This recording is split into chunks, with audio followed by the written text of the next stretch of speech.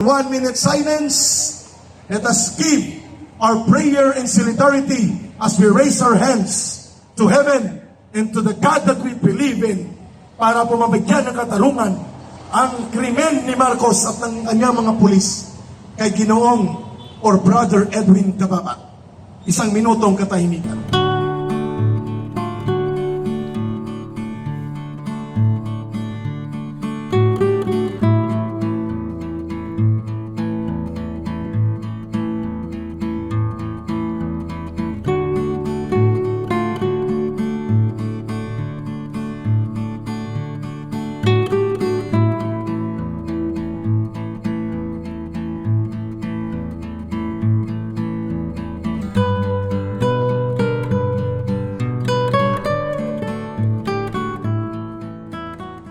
Tayo aalis sa liwasang Bonifacio pagkos magdadagdag ang taong bayan ng kanilang lakas.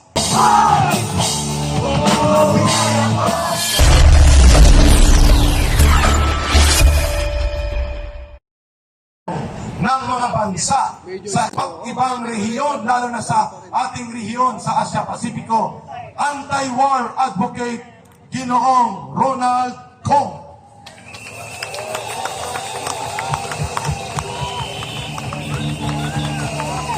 Bago ang lahat, gusto ko muna i-acknowledge si Father Patrick Ong III.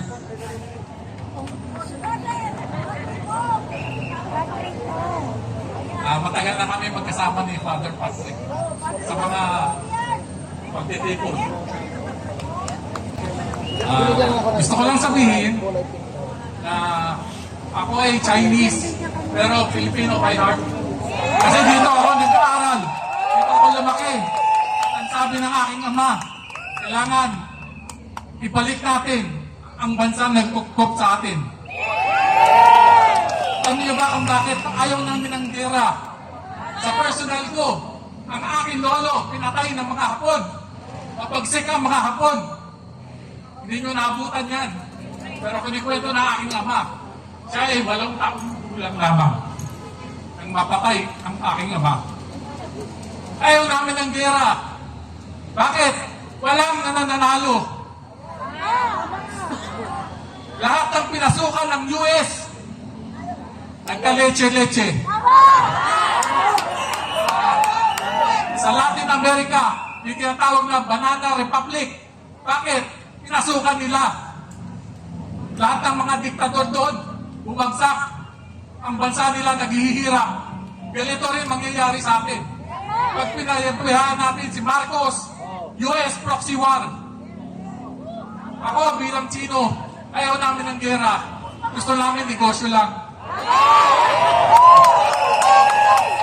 Ang bansang China, nakita nyo ba, ang tawag dito, nag-invade ng ibang bansa? Lumuusog ba sila?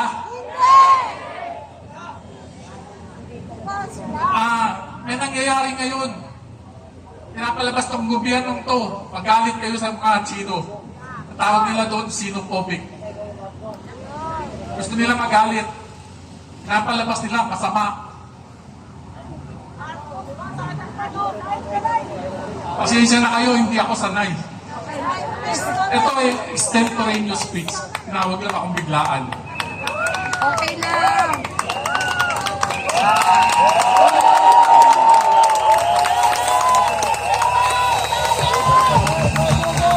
Maraming salamat po. Yun! Magaling! Ako ay nagpapasalamat sa KOJC. Winelcome nila kami. Ramdam ng ramdam po. Everybody is welcome! Yes, I may live. Kasi sa mga vloggers. Salamat. Mabuhay ang Filipino-Chinese community! Filipino-Chinese cooperation! Salamat po. Okay? Very simple, pero ang binanggit ni Brother Ronald, Brother Franco, was very clear. Ang digmaan at tapang-tapangan ni Marcos Jr. sa sulsul ng kanyang amo na Estados Unidos magdudulot ng kamatayan at pagkalwasak at pagkalugmok ng buong sambayan ng Pilipino at hindi natin papayagan ang kanyang kabaliwan sa digma-digmaan. Kasi mga Eric, ang digmaan na kanyang dinadala pati sa loob ng Pilipinas, binitbit niya ang libo-libong pulis para sino kalaban? Mga sibilyan na mamamayan, religious missionary, workers ng simbahan, kabataan, kababaihan, inutil tuwag! Papayag ba tayo noon, mga kababayan? Hindi tayo papayag doon, kaya ipagpatuloy natin ang pagpapahayag ng ating mga kababayan kung gaano ka-importante ang pakikiisa ng bawat Pilipino dito sa Liwasang Bonifacio. At dahil dyan, ang panghuling magbibigay ng pakikipagkaisa sa mamamayang Pilipino, parang ito ay gabi ng mga overseas Filipino workers. Hiningi niya talaga ang gabing ito kahit na maiksi lang marinig ang boses ng milyong-milyong manggagawang Pilipino na isa sa haligi ng lipunan at ekonomiya ng bansa, si Ginoong Anastasio. Magandang gabi po sa inyong lahat, mga kababayan, especially sa mga nabudol. Ako po ay OFW. Nagtrabaho po ako ng 4 na taon sa Saudi Arabia, sa Malinga ng 2 taon, at nagtrabaho ng almost 11 years sa Pahit. Tatanong niyo sa akin kung marami kong naipon. Ang naipon ko po ay sama ng loob, pera wala. Kaya ako narito ay para ipaghambing si Hitler kay Bongbong Marcos. Malapit po ang pagkakapareho nila. Si Hitler ay galit na galit sa mga Hudyo. Si Bongbong ay ganun din po. Merong 4 na Pilipino na may lahing Hudyo na galit po si Bongbong na gusto niyang gurgurin politically. Let me explain how. During the Second World War, around 1937 to 1945, ang mga Hudyo ay nililipol sa Europa. Wala silang masulingan. Ang tanging gobyerno sa Asia na nagbukas ng pintuan ay yung kapanahonan ni Manuel Quezon. Nagbigay siya ng visa na 10,000. Pero ang na-accommodate lang ng visa ay 1,300. Ang isa sa mga iyon ay ang Zimmerman family na ina ng ating Vice President na soon to be the President of this Yan po ay nakatalaga sa Biblia. Let me explain. Sa Isaiah 60, chapter 60, verse 9 and 10. I-google niyo po. Hindi ko na po babasahin kasi nung nag-aaral ako, okay lang po. Kaya, pero related po yun. Na ang mga Hudyo ay pupunta dito sa ating lugar, sa mga pulo-pulo ng dagat. Eh, yun po ang nangyayari ngayon.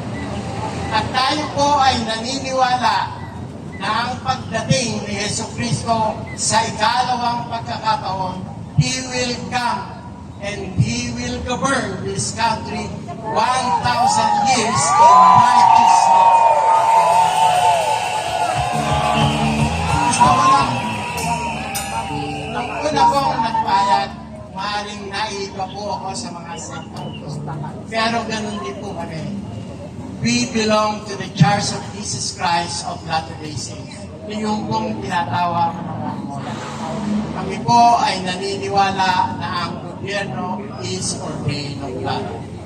Bakit ko nasabi? Si Pastor Kibiloy deserve a divine protection. Why? Why he deserves this divine protection? If you are in the service of your fellow being, you are in the service of God. Kaya kahit ano ang gawin nila, hindi nila makikita.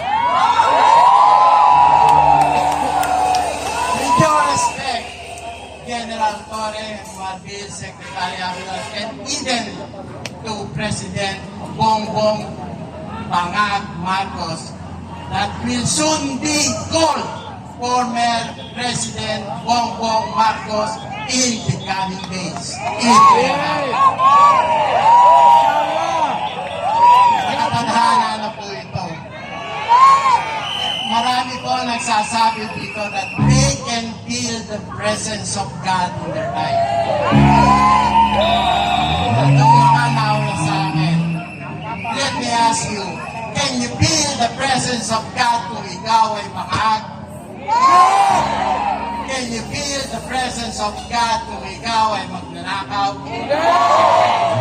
Can you feel the presence of God if you are in the midst of secret combination in the House of Representatives? They will deny that there's no political involvement there. Pero their action speaks louder. Mga kababayan, this may not be, this is the fourth time I think na nagsalita ako. The first time was with Jojo Morales. Nung nag-aanap siya ng mag-opening prayer. Nag-volunteer ako, sabi ko, sir, ako na lang po. Okay, Morales. Then after that, si service doc, vlogger, interview sa akin, tsaka yung sir, so, I can feel in my heart na God is with us. As I told before, si Goliath, gaano man siya kinalaki, pero hinanda ng Diyos si David para siya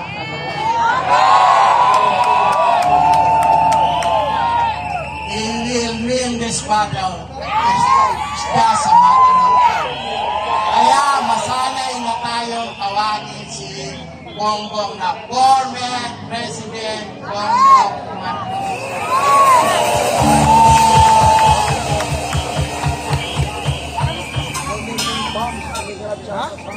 Assalamualaikum warahmatullahi Maraming salamat, Brother Anastasio. Yun, Brother Blanco. Mga kababayan, tayo po ay magbabalik ng mas marami, mas malakas sa susunod pang mga araw at dahil linggo bukas, dito nyo spend ang inyong Sunday break sa liwasang Bonifacio. Yan, kaya imbitahan niyo po ang lahat ng pwede niyong imbitahan at palawakin pa natin ang mga nakikiisa sa liwasang Bonifacio. Kampuhan bayan na ito! Kampuhan ng mamamayang Pilipino! Walang politiko, walang politika, hustisya, katarungan at kalayaan at pagbabago sa ating lipunan at gobyerno ang ating pinaninindigan. Tama? Yan, at sa ating bago tayo tuloy matapos, ay makinig po muna tayo at makisaya. At umindak sa mga mabubuti at magagandang tugtugin ng mga makahawin ng banal.